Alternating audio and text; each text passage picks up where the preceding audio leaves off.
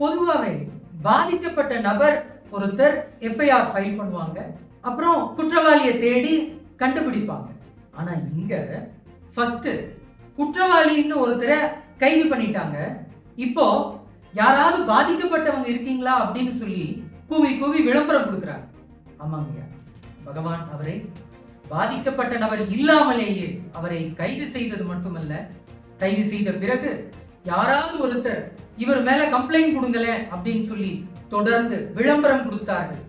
உங்களுக்கு போக்குவரத்துக்கு செலவுக்கு வேணா பணம் தரோம், இழப்பீடு தொகை தரோம், நீங்க யாராவது ஒருத்தர் வந்து இவர் மேல கம்ப்ளைண்ட் கொடுங்களேன் அப்படின்னு சொன்னாங்க. இது எந்த விதத்திலேங்கயா நியாயம்? பல மாதங்களுக்கு பிறகு ஒரு நபர் வந்து பொய் கற்பழிப்பு வழக்கு கொடுக்குறாங்க. இந்த வழக்கு அமெரிக்காவிலையும் அதே போல இந்தியாவிலையும் பதிவு பண்றாங்க. முக்கியமான விஷயம் என்ன தெரியுமாங்கயா?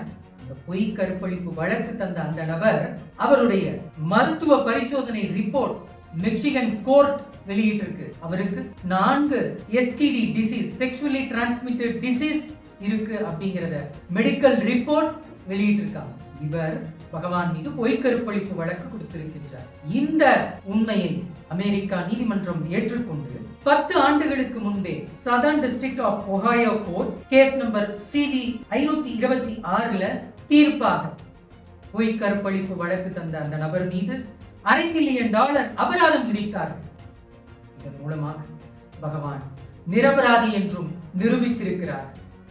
அதே போல இந்தியாவிலும் இந்த பொய் கற்பழிப்பு வழக்கு கொடுத்த அந்த நபருக்கு வழக்கு எண் OS 5230 2017 27ஆம் தேதி மே மாதம் 2019ஆம் ஆண்டு தீர்ப்பு வழங்கியிருக்காங்க. என்னன்னா, இந்திய நாணயத்தின் $5 மில்லியன் சமமான இழப்பீடு வழங்க வேண்டும் என்று உத்தரவு பிறப்பித்திருக்கிறார். இந்து விரோத ஊடகங்களில் இந்த உண்மையையும் நீங்கள் மறுத்தீர்கள்.